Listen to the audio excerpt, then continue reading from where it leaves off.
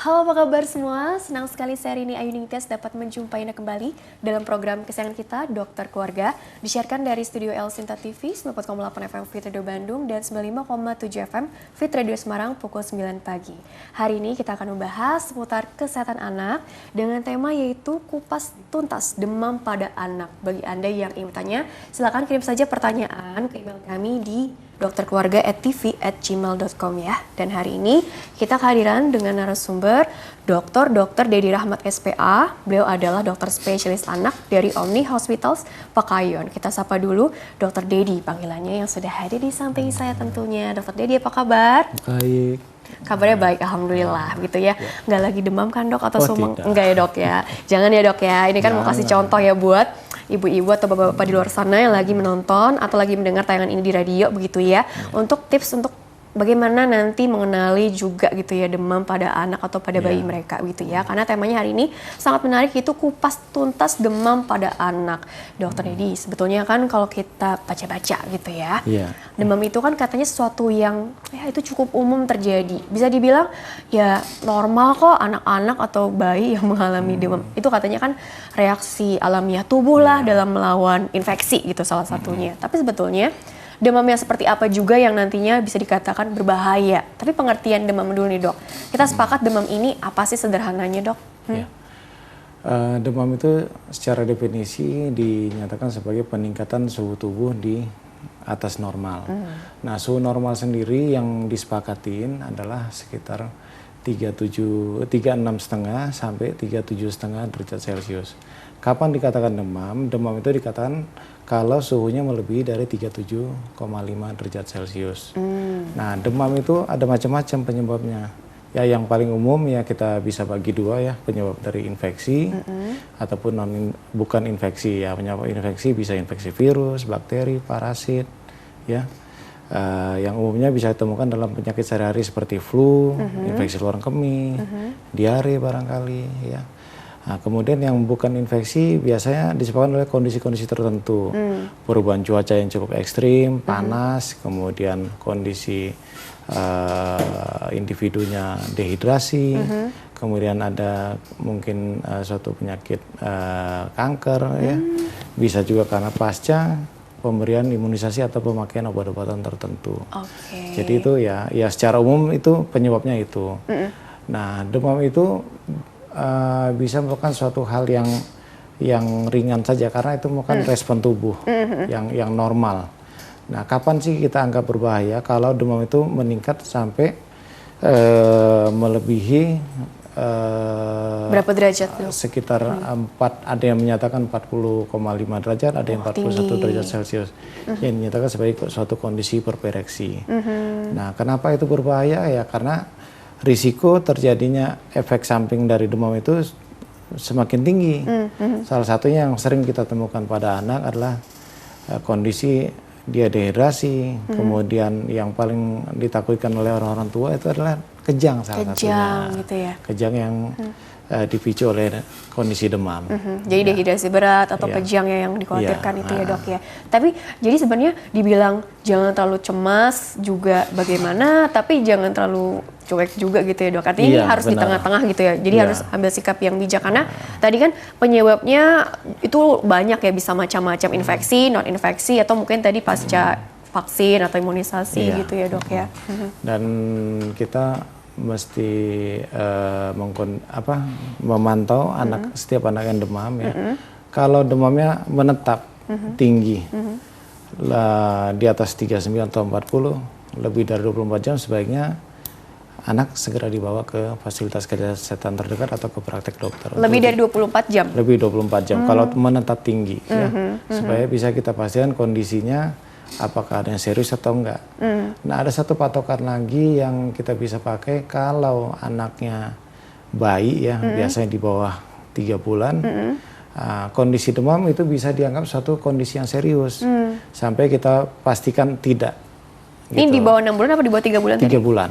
Nah, karena biasanya jarang sih sebenarnya kalau tidak ada sesuatu yang serius, anak-anak di bawah 3 bulan tuh mengalami demam. Nah, kan belum banyak terpapar dengan dunia luar, kan umumnya kan di rumah saja. Logikanya seperti itu gitu ya. Logikanya seperti itu ya. Dan lagi kalau sampai dia mengalami demam yang tinggi, artinya kita harus waspada karena kekebalan tubuh pada anak umur segitu tuh belum optimal. Nah, otomatis kalau kita tidak aware, tidak waspada pada kondisi ini, nanti akan menyebabkan anak akan makin parah kondisinya. Prosesnya ternyata dia infeksinya akan makin berat dan bisa terjadi kerusakan jaringan tubuh yang oleh karena panas yang tinggi. Intinya komplikasinya ini yang tidak kita inginkan gitu ya, Dok. Jadi kita harus sangat waspada pada yang di bawah 3 bulan. Jadi tadi faktor-faktor yang menentukan tuh untuk ini kira-kira perlu diwaspadai nggak sih, artinya yang demam yang berbahaya atau bagaimananya itu dilihat dari usia anaknya juga, kemudian gejalanya juga yang lainnya. Ya ada muncul efek samping atau enggak, kemudian dari tingkat suhu yang suhunya. Jadi 40 itu berbahaya. Kalau suhunya tidak terlalu tinggi, Dok, artinya mungkin sehari, 2 hari, 3 hari. Tapi ini agak-agak stagnan gitu, Dok. Artinya tingginya stabil, tapi lumayan lebih dari 1 kali 24 jam gitu, Dok. Bagaimana, Dok? Kita lihat juga kondisinya anaknya masih tetap aktif atau enggak, ya. Karena sekitar 90-95% itu panas atau demam pada anak itu disebabkan oleh infeksi virus. Nah biasanya kalau infeksi virus itu ya anaknya panas memang, tapi umumnya masih tetap bisa beraktivitas seperti biasa. Kalau misalnya anaknya panas tapi terlihat lemas, loyo, ya kita mesti segera evaluasi ke praktek dokter atau ke rumah sakit. Jadi dilihat dari perubahan perilaku anak, emosionalnya juga bagaimana, aktivitasnya masih bisa jalan atau enggak, nafsu makannya begitu ya. Atau tanda-tanda fisik yang nampak, artinya gini, kalau panas itu kan kita bisa ukur suhu tubuhnya mungkin di mana nih, di area-area tertentu gitu ya. Tapi ada keluhan-keluhan yang ini juga nggak sih? Karena anak atau bayi kan belum bisa mengeluh ya, Dok ya. Jadi orang tuanya harus dari ujung kepala, dari ubun-ubun sampai ujung kaki yang perlu diperhatikan juga. Ada nggak sih, Dok, yang gejala yang spesifik juga yang perlu digarisbawahi? Pertama yang gampang untuk dilihat adalah pemberian asupan biasanya anaknya sudah menolak. Nah itu pasti kondisinya sudah mulai bertambah berat. Jadi ya kita harus perhatikan itu, dan yang pasti orang tua sehari-hari kan anak kan 24 jam kan sama orang tua. Pasti paham sekali pada kondisi, ini biasa, ini tidak biasa.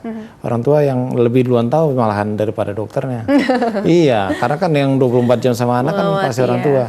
Biasanya minumnya banyak, ini sekarang nggak mau minum, dokter. Misalnya, ternyata kencingnya biasanya banyak, ini dari pagi sampai jam 4 sore baru sekali, itu pun sedikit. Ciri-cirinya dari sudah mulai ada masalah yang lebih serius lagi, diakibatkan oleh demam. Gitu. Jadi tadi perlu diperhatikan juga nih ada perubahan-perubahan apa lagi gitu ya, Dok ya. Dari tadi jadi jarangnya buang air kecil atau mungkin dari area lidah, mata, itu apa itu kalau sudah masuk ke tanda dehidrasi ya, Dok ya, kalau seperti itu ya, Dok ya. Oke, tapi kalau di awal tadi cukup yang hal-hal yang seperti dokter paparkan aja sebelumnya begitu ya, Dok ya. Itu yang bisa dilihat sama orang tua di rumah. Gitu. Yang nggak bisa dilihat. Nah itu nanti akan dievaluasi di rumah sakit. Karena kan perlu dicari tahu kan penyebabnya ini apa. Penyebabnya ya, seperti yang untuk membedakan misalnya ini infeksi virus atau bukan, atau bakteri malahan, ya kita butuh melakukan suatu pemeriksaan darah, laboratorium ya misalnya. Akan tetapi itu masih bersifat umum saja, yang kita lakukan pemeriksaan namanya pemeriksaan darah rutin. Untuk menentukan kemungkinan ke arah infeksi bakteri atau virus. Nah kita bisa lihat dari perhitungan darah putihnya. Biasanya akan dilakukan, ada nama istilahnya itu, tipe jenisnya itu segmenter. Nah itu lebih cenderung ke arah infeksi bakteri. Gitu. Artinya itu kan pemeriksaan penunjang kan artinya diketahui ini diperlukan, dibutuhkan kalau sudah wawancara juga kan ini. Iya, sudah wawancara. Kira-kira secara dan diperiksa sama dokternya. Misalnya berat badan anaknya juga bagaimana nih, apakah terjadi penurunan dan sudah berapa lama, atau mungkin demam ini sendiri memang pada saat itu aja sifatnya yang bisa dibilang kesannya akut atau bisa aja berulang gitu dok, hilang timbul dan mungkin nanti anaknya baikan. Nah itu kan juga perlu dievaluasi lagi dok biasanya kan. Nah ini bagaimana tuh? Nah iya, pada kondisi-kondisi penyakit kronis seperti contohnya yang paling banyak di Indonesia adalah kalau bahasa on dibilang plaque atau TBC. Ya, anak-anak tuh sering mengalami demam yang berulang dan waktunya agak panjang, bisa lebih 2-3 minggu berulang, tapi tidak begitu tinggi. Dan itu ada data-data pendukungnya, berat badannya turun, nafsu makannya menurun, ya, anak jadi kurang aktif. Nah itu kita butuh evaluasi yang lebih lanjut. Ya. Kalau untuk kita duga ke arah TBC atau plaque tadi ya kita evaluasi ke arah TBC-nya. Nah kalau untuk yang akut ya itu tadi ya paling sering kan kalau di Indonesia sekarang ini DBD. Ya, biasanya dokter akan melakukan evaluasi pemeriksaan itu pas 3 kali 24 jam anak demam. Itu akan dilakukan evaluasi dengan pemeriksaan laboratorium. Jadi kan yang perlu digarisbawahi juga kapan ini terjadinya demamnya ini juga gitu dok, atau mungkin sesering apa sih gitu, riwayat sebelumnya juga bagaimana sih begitu ya, harus dicari tahu lagi begitu ya dok ya. Tapi kalau dilihat dari faktor resiko juga dok, tadi kan memang anak atau bayi gitu ya, kan memang imunitasnya belum sebaik orang dewasa begitu ya dok ya. Tapi faktor-faktor lain yang juga turut mempengaruhi itu apa? Apakah mungkin ya nutrisi juga atau mungkin faktor bawaan pada saat dia lahirnya waktu itu seperti apa sih sebelumnya gitu ya pada saat itu. Jadi apa saja yang perlu dicari tahu juga nih dok? Ya, faktor nutrisi itu berperan untuk menjaga kualitas kekebalan tubuh anak. Nutrisi itu kita bisa lihat dari pertumbuhan berat badannya. Kalau pertumbuhan berat badan tidak optimal, artinya ada masalah dong dari pemberian nutrisinya. Anak tidak optimal nutrisinya, kemudian biasanya akan diikuti dengan data-data anak sering sakit nih, sering batuk pilek misalnya atau sering demam. Nah itu jadi sangat berperan, sangat penting sekali faktor nutrisi ini. Gitu. Jadi sebenarnya gini dok, kalau kita bicara kan kita sering dengar ya ada 1000 hari pertama kehidupan atau ada golden period juga gitu ya dok ya. Apalagi tadi kaitkan ke tumbuh kembang anak. Kalau anak ini sering demam gitu, jadi kaitannya itu bagaimana sih gitu ke depannya? Karena kan kenapa sih anak nggak boleh terlalu sering misalnya demam atau kena penyakit infeksi? Karena ini kaitannya langsung ke tadi pertumbuhan dan perkembangannya atau mungkin ada penjelasan lainnya juga. Karena kan yang namanya anak ini kan 0 sampai 18 tahun. Nah, tapi kan kita harus fokus juga nih di 5 tahun pertama kehidupannya atau mungkin ada istilahnya sekarang pemenuhan nutrisi untuk 1000 hari pertama kehidupan yang juga harus difokuskan gitu. Ya, jadi kenapa anak tidak boleh terlalu sering demam ya karena pasti kalau ada faktor demam yang disebabkan oleh infeksi, pemberian nutrisi itu pasti tidak akan optimal. Ya kenapa? Karena nutrisi yang diberikan itu istilahnya habis, itu akan terpakai untuk mengatasi infeksinya. Untuk melawan. Jadi untuk pertumbuhan tidak akan kebagian gitu loh. Udah habis bensin lah istilahnya. Sedot duluan gitu ya dok ya. Jadi ya tadi TBC salah satunya. Kemudian ada salah satunya lagi adalah infeksi saluran kemih. Cukup sering terutama pada anak laki-laki. Bukan perempuan ya dok ya? Kalau banyaknya sih anak laki-laki. Ini bayi atau anak? Di bawah 5 tahun ya. Oleh karena kan ya secara anatomis pada anak laki-laki itu memang dari bentuk kelaminnya itu sering ada terjadi penyempitan di ujung kelaminnya. Ya, itu bisa menyebabkan infeksi karena kencingnya itu tidak lancar. Nah, jadi sering karena tidak bersih kencingnya itu sering infeksi, panas, akhirnya berat badan tidak optimal, nafsu makan tidak optimal, jadi ya berat badannya segitu-segitu aja, gitu loh. Jadi akan mempengaruhi pertumbuhan dan perkembangan. Nah, untuk jangka panjang, kalau hasil akhirnya itu bisa mempengaruhi kepintaran juga nanti jadinya, karena kognisinya juga terganggu jadinya, kan nutrisinya kurang. Gimana untuk perkembangan fungsi kognisinya membaik kalau kecerdasannya membaik, nanti zat vitamin, mineral ataupun yang hal-hal yang dibutuhkan mikronutriennya yang dibutuhkan oleh tubuh itu tidak optimal terserap karena sudah dipakai untuk ngatasin infeksi. Jadi begitu ya, Iya. jadi tidak boleh terlalu sering-sering doang tuh maksudnya karena apapun yang masuk malah nanti dipakai untuk melawan si penyakit itu, infeksi itu gitu ya, atau mungkin yang non infeksi tadi begitu ya dok ya. Oke, dokter kita jeda dulu sebentar ya, nanti dilanjutkan kembali di segmen selanjutnya lebih detail lagi seperti apa ya. Baiklah pemirsa, jangan kemana-mana, tetaplah bersama kami akan kembali sesaat lagi.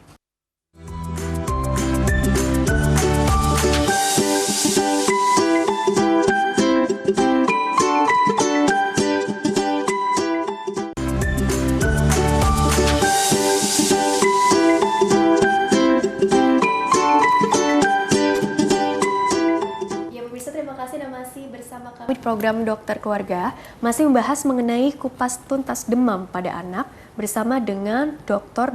Dedi Rahmat SPA. Beliau adalah dokter spesialis anak dari Omni Hospitals Pekayon. Dan Dr. Dedi lanjutkan kembali ya. Iya. Tadi aku mau nanya nih tapi udah keburu jeda gitu ya. Jadi sekarang deh gitu ya mengenai bagaimana nih yang sekarang langsung aja kasih tips-tipsnya gitu ya untuk para orang tua di luar sana yang sedang mengikuti program ini begitu ya dok ya. Ketika yang namanya demam itu kan pasti membuat orang tua cemas dong gitu ya, walaupun bisa dibilang jangan terlalu cemas, jangan terlalu ini, tapi kan tetap aja anak sendiri gitu ya, beda kalau anak orang lain ya. Tapi sebenarnya gini dok, apa yang perlu dilakukan nih supaya dari sisi orang tua itu tenang, anaknya juga bisa langsung dibuat adem juga gitu dok. Jadi kira-kira pertolongan pertamanya itu apa ketika memang sudah ada gejala-gejala yang barangkali tidak hanya demam tapi juga ada gejala penyerta lainnya yang cukup bikin resah juga nih para orang tua dan juga caregiver di luar sana dokter. Iya, demam itu kan umum terjadi pada anak ya. Dan biasanya pada orang tua atau ibu muda itu sangat cemas, apalagi panasnya diukur, wah tinggi banget nih, atau anaknya jadi terlihat lemas, lesu gitu loh, dikasih minum nggak mau, makan nggak mau. Nah, untuk itu ya kita jangan langsung terlalu khawatir hingga tidak bisa melakukan apa-apa untuk anak itu, anak di rumah ya. Jadi nggak bisa berpikir jernih tidak gitu. berpikir ini, harus berpikir jernih. Ya. Ada beberapa hal yang bisa dilakukan di rumah ya pada saat anak mulai demam. Tentu dengan ada bukti dari pengukuran ya, tentu ya kan termometer pasti rata-rata keluarga muda pasti punya karena punya bayi ya. Keluarga muda, keluarga baru gitu ya. Keluarga baru itu wajib. Ya jadi pertama ya kita anak itu kita ukur suhunya, kemudian panas, panas. Nah, kita pastikan pemberian asupan cairannya dulu. Asupan cairannya itu harus cukup.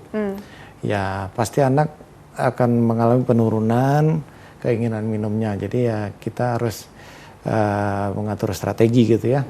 Memberikan minum sedikit-sedikit dengan dibuat dia nyaman lah untuk menerima minum. Kemudian anak juga boleh dimandikan dengan air hangat, ya. Setelah itu dikeringkan, diganti baju yang baru yang enak deh buat di badan, yang tipis, bahan-bahan katun tuh. Dan kalau anaknya terlihat ngantuk, ya dilakukan tirah baring dengan diselimutin. Selimutnya tentu juga yang tipis, ya, nggak usah yang tebal-tebal, tidak direkomendasikan. Kemudian bisa juga selain mandi tadi kita bisa lakukan dengan pemberian kompres hangat. Kompres hangat itu tujuannya adalah untuk mempercepat penurunan suhu tubuh ya, karena pada saat kita lakukan sama dengan mandi tadi ya, pemberian air hangat tadi, pusat pengaturan suhu dalam tubuh itu akan memberi informasi, oh di luar lagi panas nih, lebih hangat. Jadi tubuh akan lebih banyak mengeluarkan panas dari tubuh, sehingga yang di dalam tubuh itu lebih cepat turun panasnya. Ya. Selain yang tadi ada beberapa hal juga yang kita tidak boleh lakukan di rumah, yang sering tidak boleh dilakukan justru karena banyaknya omongan dari teman-teman barangkali atau dari orang-orang tua. Iya, biasa dari orang-orang tua. Biasanya itu, wah dulu begitu, gitu. Itu yang sering jadi masalah. Kebiasaan-kebiasaan seperti apa nih, lama. gitu. Nah, biasanya anak panas suka diberikan baju yang tebal, dibedong yang ini, kemudian dikasih selimut yang tebal, biar keluar panasnya, katanya begitu ya niatannya. Tapi ternyata dengan melakukan seperti itu, panas tuh jadi terperangkap, nggak bisa kemana-mana. Malah terpenjara gitu. Terpenjara ya udah, panasnya justru makin tinggi, risiko ya, gitu loh. Kemudian ada juga yang menganjurkan, oh kalau anaknya panas boleh dikasih kompres alkohol katanya ya. Cairan-cairan tertentu tuh ya. Kompres alkohol itu berbahaya ya, karena bisa menyebabkan inhalasi atau anak menghirup alkohol tadi, menyebabkan dia menjadi lemas. Ya lemas, bisa juga menurun kesadarannya ya. Kemudian terjadi kondisi hipoglikemia atau kekurangan gula secara cepat, dan anak ya justru bukan makin bagus, makin buruk jadi ya kondisinya. Nah, itu. Kemudian pemberian obat panas. Pemberian obat panas sebaiknya dikonsultasikan dahulu dengan dokternya, karena sering sekali mendapat asupan-asupan yang tidak benar ya. Obatnya cukup sekian aja gitu, padahal tidak optimal untuk menurunkan. Harus disesuaikan dosisnya. Itulah makanya terkadang ya orang tua atau ibu pasien, dok kenapa obatnya tidak ampuh nih ya? Biasanya turun, iya. Yang harus dilihat ya dosisnya sesuai enggak. Terus anaknya asupan cairannya cukup enggak, itu juga berperan. Obatnya sesuai enggak sih dengan penyebabnya gitu kan? Misalnya kalau untuk penyebab biasanya itu nanti urusannya. Tapi di awal-awal ini penanganan pertama. Penanganan pertamanya gitu ya. Itu. Untuk cairannya sendiri dok, nah ini kan tadi belum dijelaskan ya, sebenarnya kebutuhannya ini tadi kan oke lah pelan-pelan, jangan memaksakan juga, karena kan khawatirnya ada reaksi mual atau muntah yang berlebih, malah nggak ada yang masuk sama sekali. Cairan bisa cairan rumah tangga ya, air putih ataupun jus, ya ataupun kalau anaknya masih banyak minum susu, boleh kita berikan minum susu. Kalau yang masih ASI eksklusif ya? Iya, ASI eksklusif, ya itu boleh diberikan. Jadi tidak usah khusus, oh air putihnya harus 1 liter misalnya. Ya kita kumpulin semuanya. Kalau susunya aja udah mencapai segitu ya sudah. Atau sama dengan, kan susu kan mengandung cairan juga. Nah tanda-tanda bahwa apa yang sudah kita berikan ke anak ini ada respon positif atau baik, terjadi perbaikan itu evaluasinya dari mana dok? Atau mungkin loh kok ini malah nggak baik ya, akhirnya langsung deh dibawa ke rumah sakit atau ke dokter anak untuk dilakukan, mungkin dicari tahu tadi penyebabnya apa, pemeriksaan penunjang yang diperlukan juga bagaimana? Pertama, kalau yang dilakukan itu responnya bagus, tentu kita lihat dari penilaian suhu tubuhnya. Suhu tubuhnya membaik nggak? Oh tadi misalnya 39, sekarang udah 37,5. Tentu kan responnya baik kan, anaknya jadi lebih aktif, lincah terus lagi lebih ceria jadinya. Nah kalau anaknya tetap lemas, lesu gitu ya, sebaiknya ya kita segera bawa untuk dievaluasi di rumah sakit atau di praktek dokter. Oke, itu yang red flags tadi, yang tadi tanda-tanda dehidrasi berat mungkin ya. Mungkin anaknya justru kuyu gitu, kelihatan cekung matanya, bibirnya kering, kencingnya sedikit, ya kita bawa segera ke rumah sakit ya. Nah sering juga ya pada anak-anak yang demam, masalah yang dihadapi orang tua adalah pada saat memberikan obat. Dok sulit ngasih anaknya obat katanya. Kenapa Bu rupanya? Biasanya muntah. Nah, apakah yang sering ditanyakan itu adalah perlu diulang nggak ya? Nah, pemberian obat kalau anaknya muntah itu perlu diulang kalau terjadi kurang dari 15 menit setelah obat diberikan. Kalau sudah lebih dari 30 menit ya kita bisa skip, ya kita lihat aja responnya. Artinya udah diserap nih oleh si udah diserap, kita ini. kita nggak perlu ulang gitu ya. Lihat-lihat waktunya juga lihat gitu waktunya. ya. Oke, baik dokter, mungkin sebelum kita masuk lagi ke materi berikutnya, aku mau nanya dulu nih, ada pertanyaan dari email Yeah. juga ya, yang juga menarik Dok, karena kan tadi bahas seputar pasca imunisasi gitu ya, Yeah. ini juga ada pertanyaan seputar itu ya. Jadi bagi pemirsa yang ingin bertanya via email, silakan kirim saja pertanyaan ke email kami di dokterkeluarga@tv@gmail.com. Format lengkapnya di bawah ini, nama, usia anak Anda, serta pertanyaan selengkapnya ya. Baik, ini pertanyaan pertama ini dari Santi N. Assalamualaikum warahmatullahi wabarakatuh. Waalaikumsalam. Dokter, saya mau nanya, saya punya adik. Oh, ini bukan tentang anaknya ya, tapi adiknya ya. Adiknya Mbak Santi ini usianya 3,5 tahun. Dari usia 2 bulan suka kejang demam. Tadi sempat bahas kejang demam ya Dok ya. Begitu selesai di imunisasi, kemudian setelah diperiksa ternyata katanya Dok ada alergi imunisasi. Bisa ya Dok ya. Dan tidak diteruskan tuh akhirnya. Imunisasinya hanya sampai DPT 3. Setelah berhenti imunisasi, kejang demamnya tidak ada, tapi sekarang keluhannya itu sering mimisan, sampai kadang nih hanya di satu hidung, tapi kadang juga dua-duanya, ya kan? Kadang sedikit, kadang banyak tuh Dok mimisannya.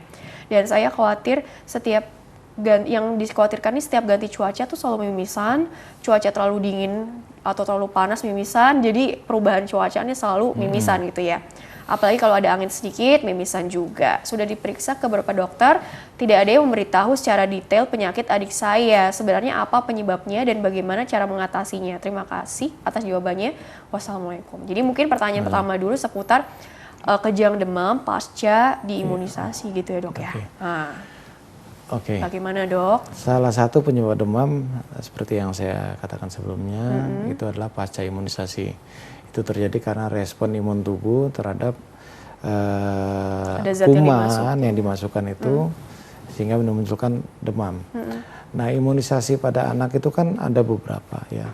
Dan yang rutin atau yang umum menyebabkan panas itu adalah imunisasi DPT ya. Itu pun sekarang sudah ada sediaan yang katanya tidak menyebabkan demam ya. Sediaan yang komersil lah begitu. Bukan dari subsidi ya. Nah, demam karena imunisasi itu tidak semua anak bisa terjadi ya. Bisa aja anak yang A panas setelah DPT, yang B tidak panas ya, atau malah yang pertama nggak panas, yang kedua bisa panas. Itu tergantung dari kondisi tubuh anaknya. Nah, yang jelas tidak ada yang dikatakan penyebab panas itu karena alergi imunisasi, itu satu. Itu merupakan suatu reaksi simpang dari reaksi yang biasa terjadi pada imunisasi atau reaksi ikutan. Nah, itu. Jadi bukan alergi ya. Iya, ini menurut ini ya info dari pesantinya. Ya. Kemudian kalau misalnya pasca imunisasi DPT yang bikin panas tadi, anaknya panas dan sampai kejang, biasanya itu suatu kontraindikasi untuk diteruskan imunisasi yang sama. Yang sama ya, bukan imunisasi seluruhnya. Jadi DPT yang berisiko panas itu kita tidak boleh berikan lagi. Harus diganti yang sediaan yang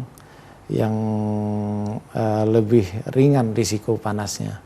Jadi itu yang catatannya. Jadi kalau ini dibilang sampai DPT 3 artinya udah panas kejang diterusin aja tuh. Mungkin ya, saya nggak tahu persis itu ya. Dan sekarang keluarnya juga sering mimisan. Kemudian kalau sekarang usia ada 3 tahun ya. 3,5. 3,5 tahun. Anak atau individu yang sering mimisan itu banyak faktornya. Faktornya salah satunya memang ada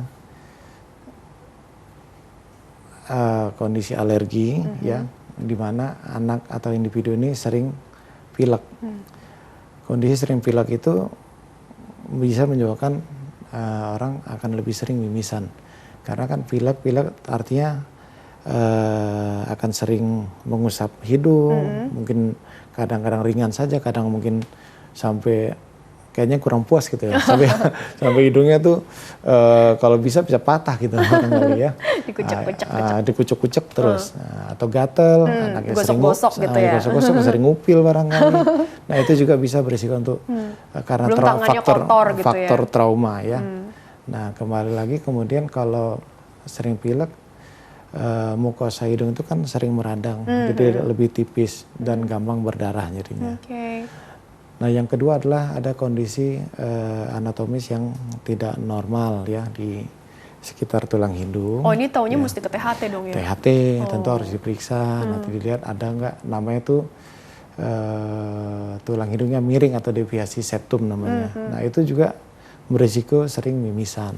Ya, jadi kalau bahasa medisnya epistaksis berulang atau mimisan berulang ya, itu kita mesti evaluasi ke dokter THT. Ya pertama kita pasien kondisi alergi ada enggak, kemudian ada kelainan anatomisnya atau enggak. Gitu. Kurang lebih nanti begitu sih ya. dengan pemeriksaan radiologis atau juga kalau anaknya lebih kooperatif dan bisa dilakukan pemeriksaan dengan fleksibel atau endoskopi ya, yang endoskopi pada usia 3,5 tahun. Alatnya sih ada sih. Nah, kalau bisa kooperatif itu bisa dilakukan untuk melihat kondisi langsung di dalam hidung. Kemudian ada satu kondisi lagi yang sering mimisan, ternyata anaknya atau individunya mengalami kelainan darah. Ada kelainan darah tertentu. Ini penyakit serius ya? Ya itu serius pasti. Ya yang bisa menyebabkan sering mimisan kah, atau mungkin gusi yang berdarah, kelainan darah seperti trombositnya turun terus, ada juga gangguan pembekuan darah, ya atau yang lebih serius lagi penyakit kanker darah. Begini soalnya ya dok ya, ketika kita baru dengar istilah kejang atau sering mimisan, kalau kita banyak googling itu kan kadang-kadang suka dikaitkan ke berbagai penyakit yang bisa dibilang mulai dari yang sederhana sampai yang mengkhawatirkan begitu ya. Jadi ya wajar lah kalau misalkan kita jadi bertanya-tanya ini apa sih sebenarnya terjadi pada adik saya gitu kan salah satunya begitu ya. Tapi memang untuk dipastikannya lagi konsul ke dokter spesialis anaknya yang menanganinya langsung. Mungkin tadi ada ke THT gitu ya barangkali. Perlu multidisiplin. Gitu ya, kurang lebih seperti itu ya. Oke, baik. Kita move on dulu ya ke pertanyaan selanjutnya supaya yang pertanyaan selanjutnya ini kebagian juga. Ini pertanyaan berikutnya ini dari Ibu Nurbeti. Dokter, saya memiliki anak. Nah, anak saya ini laki-laki dok. Saat ini masih berusia 16 tahun. Putra saya ini ada keluhan muncul benjolan nih dok. Benjolan berarti teraba nih ya. Di belakang telinganya yang disertai dengan sering demam dan nyeri kepala. Sempat saya cek tensinya atau tekanan darahnya itu tinggi dok sampai di angka 140 di usianya yang masih muda 16 tahun ini gitu ya. Mau tanya itu gejala penyakit apa dok? Terima kasih. Apakah ini sudah spesifik dok mengarah ke dugaan tertentu atau memang masih samar jadi saran aja barangkali bagaimana dok untuk Ibu Nurbeti? Oke, terima kasih pertanyaannya. Jadi adanya benjolan, kemudian ditemukan tensi yang tinggi ya. Itu ya tidak sesederhana begitu aja dan belum tentu juga berhubungan, bisa aja karena udah benjolan itu kita harus pastikan benjolannya kan harus dilihat dulu ukurannya seperti apa, apakah cuman kecil doang, karena kalau misalnya kurang dari 0,5 cm atau kurang dari 1 cm umumnya sih masih umum aja, karena kan di sekitar leher kita juga ada kelenjar. Kadang kalau kita paksakan pegang pasti akan ada yang teraba. Gitu ya dok ya.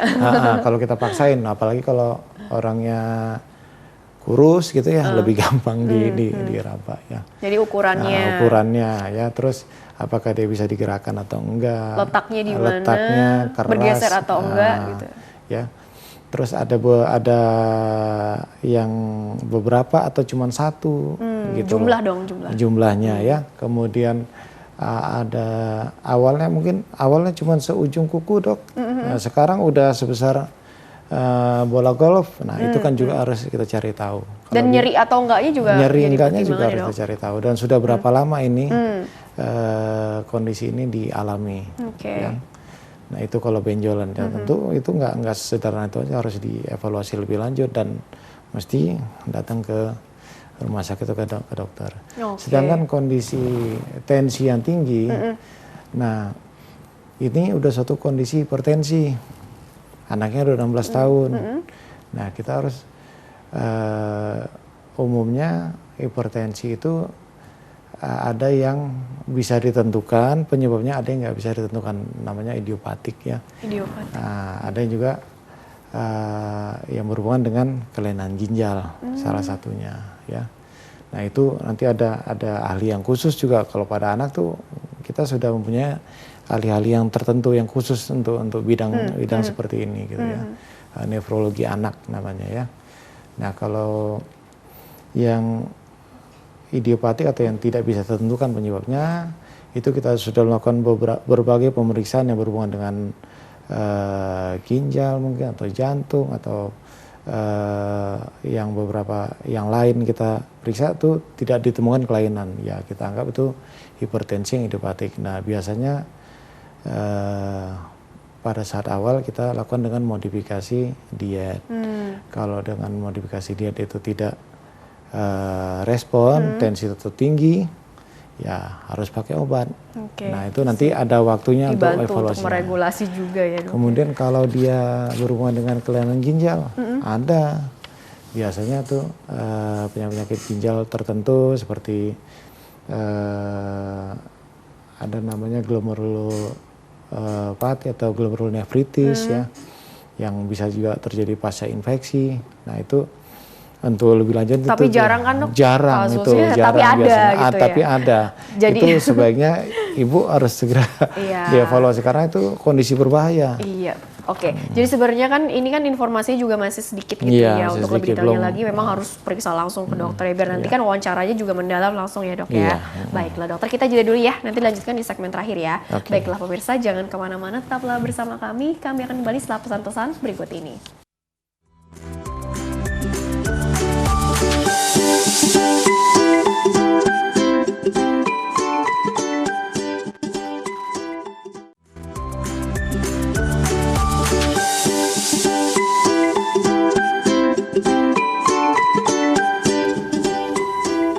Ya pemirsa, terima kasih Anda masih bersama kami di program Dokter Keluarga, masih membahas mengenai kupas tuntas demam pada anak bersama dengan Dr. Dedi Rahmat SPA. Beliau adalah dokter spesialis anak dari Omni Hospital Pekayon. Dan dokter, dilanjutkan kembali di segmen terakhir begitu ya, seputar apa ya kali ini ya? Oh, kejang deh kalau begitu ya. Karena kan ada pertanyaan dari email tadi seputar kejang demam, terus juga dari awal segmen, tengah-tengah segmen itu juga banyak menyinggung soal kejang demam gitu ya. Oke, sebetulnya kejang, artinya gini, demam, terus ini kejang gitu, ini bisa gabung jadi satu atau bagaimana sih maksudnya dok? Kok ada istilah seperti itu begitu dok? Oh iya, ada suatu kondisi tertentu efek dari demam itu adalah kejang. Jadi ini efek dari demam? Efek dari demam, kejang ya. ini. Sehingga menyebabkan kejang. Ya. Jadi itu diistilahkan kejang demam. Nah kejang demam ini secara usia biasanya antara 6 bulan sampai 5 tahun. Jadi 5 tahun udah nggak ada namanya kejang demam lagi. Gitu ya, jadi tersering di usia situ ya. Kalau di bawah 6 bulan mungkin bukan kejang demam, lain lagi urusannya. Oh, apa dong? Lebih serius pasti. Tapi mungkin ciri-cirinya sama. Kejang itu bentuknya bagaimana dong? Kejang itu bisa bentuknya kelojotan, bisa juga kaku. Rata-rata yang umum diawali dengan kelojotan. Ya, mata melirik ke atas, anak tidak sadar, terkadang itu kita dapatkan bibirnya biru, ya itu kejang. Nah, kejang tidak sadar. Jadi diajak ngomong nggak bisa, nggak respon, ya. Dan saat kejang setelah kelojotan kita tahan itu nggak akan berhenti, gitu. Beda dengan yang dia tremor itu bisa berhenti. Nah, kenapa pada saat demam itu ada anak yang satu dengan yang lain itu berbeda responnya, ada yang mengalami kejang, ada yang enggak. Nah itu tidak ada penjelasan yang pasti, tapi kemungkinan dihubungkan dengan faktor genetik, ya. Jadi misalnya orang tuanya dulu pernah kejang, biasanya anak suka ikutan kejang juga pas saat usia yang range yang tadi ada bakatnya. ada bakatnya. Nah, yang perlu diketahui sama orang tua di rumah, pada saat panas tinggi dan anaknya mengalami kejang, ada beberapa hal yang harus dilakukan. Pertama, jangan memasukkan apapun lewat mulut. Masih ada yang seperti itu ya dok? Masih banyak. Ada dikasih kopi, ada dikasih. Kan dipercaya bisa. Katanya untuk ngentengin kejang. Ada dikasih sendok. Iya sendok. Nanti tergigit lidahnya katanya. Nah, itu tidak dibenarkan. Nah, atau malah dia masukin tangan dia ke mulut anaknya, yang sakit kan jadinya ya. Itu tidak boleh ya. Nah, yang justru yang harus dilakukan adalah longgarkan pakaian, ya tadi kan jangan berikan apapun, segera siapkan yang dibutuhkan anak, bawa ke fasilitas kesehatan yang terdekat. Ini biasanya kejang pertama kan pasti kan belum tahu apa-apa iya, ya, belum tahu obat apa-apa. yang mesti diberikan juga belum tahu. Emang berapa lama dok langsung? Segera. Oke. Nah, Kan kadang katanya kejang demam, bervariasi. ya kejang demam itu umumnya sih tidak lama, kadang beberapa detik, ada yang 1 menit, ya. Ada yang kalau yang lebih 15 menit, ya itu suatu kondisi yang cukup serius. Ya. Nah, kejang demam tadi itu ada 2 sebetulnya, ada yang sederhana, ada yang kompleks. Wah, ada yang Kalau yang kompleks itu lebih dari 15 menit ya kita dibilang kejang demam kompleks itu membutuhkan penanganan lebih lanjut yang ya nanti ada dokter ahlinya juga yang untuk itu. Kalau kejang demam sederhana ya biasanya itu akan berhenti sendiri dan umumnya pada kondisi kejang demam anak itu akan segera pulih kesadarannya setelah kejangnya selesai. Kembali normal lagi Kembali maksudnya normal ya, dok, ya. Biasa diikuti nangis, bengong terus nangis. Dan nggak ada kambuhan lagi kan? Artinya itu pada saat itu aja gitu. Ya. Nah, yang kenapa perlu ke dokter adalah terutama pada kejang demam yang terjadi pertama sekali, ya itu pasti membutuhkan perawatan untuk evaluasi karena kejang demam sekali anak mengalami kejang demam itu kemungkinan berulangnya itu bisa sampai 80% setiap panas. 80% setiap demam. Nah, ada bermacam-macam data ya. Ada yang 60, ada yang 60 sampai 80%. Ini literatur yang mengatakan ya. Iya, literatur menyatakan ya. Itu bisa berulang. Nah, pada kondisi awal kan ya kita kan harus monitor nih kejangnya bakal lama nggak sih? Gitu loh. Nah, lain kalau yang sudah ini udah yang kedua atau yang ketiga mungkin orang tuanya udah lebih pede. Kejang udah ada pengalaman sebelumnya maksudnya dia kan? kasih obat kejang yang dari dubur berhenti, udah anaknya ada ceri lagi dan tidak ada sesuatu yang serius atau malah tidak berulang lagi kejangnya, ya udah di rumah saja biasanya. Kan kadang kita nggak bisa memprediksi kapan terjadinya dok. Artinya kalau lagi tidur terus orang tuanya juga lagi nggak aware kondisi anaknya. Nah itu bagaimana dok untuk mencegah sih, mengantisipasi gitu loh dok. Nah, makanya setiap anak panas ya kita harus waspada, ya. Apalagi mungkin ada faktor risiko orang tuanya. Faktor risiko tadi ya, bawaan orang tua ya. Kalau panas, ya cepat kita turunkan panasnya. Walaupun dinyatakan tidak ada bukti langsung ya, kalau panasnya sudah mulai menurun, itu nggak akan kejang. Karena kejang bisa juga bukan pada panas yang tinggi sekali. Misalnya 38 kan tidak terlalu tinggi ya. Itu anaknya sudah kejang dan biasanya itu akan lebih gampang berulang biasanya kalau anak mengalami kejang pada kondisi panas yang tidak begitu tinggi. Kemudian dikhawatirkan juga nih efek kejangnya ini ke kognisi tadi atau ke mungkin saraf ya, atau apa, itu yang sering jadi perhatian di situ kan. Kalau kejang yang berlangsung lama itu bisa mempengaruhi perkembangan otak ya, karena pada saat kejang itu biasanya suplai oksigen ke otak itu akan berkurang. Otomatis kalau dia makin lama kejadian kejang, suplainya makin berkurang, akan bisa terjadi kerusakan pada bagian-bagian tertentu di otak. Oke, makanya dokter. Setiap kejang ya cepat kita harus hentikan kejangnya supaya itu tidak terjadi. Oke, intinya setelah mendengar penjelasan dari dokter kita jadi sedikit lebih tenang ya. Jadi bisa membedakan mana yang kira-kira ini perlu segera dibawa ke dokter atau mungkin perlu dievaluasi lagi lebih detail lagi seperti apa gitu ya dok ya. Dokter karena waktunya juga terbatas. Jadi bagaimana kesimpulan yang bisa dokter sampaikan mengenai tema hari ini ya, dari sekian banyak informasi yang diberikan pada pertemuan kita kali ini. Tapi kata kuncinya artinya benang merahnya ini bagaimana untuk orang tua di luar sana semakin memahami apa sih demam pada anak dan bagaimana mungkin cara terbijak untuk menyikapinya. Silakan dokter. Demam itu adalah kondisi peningkatan suhu di atas normal.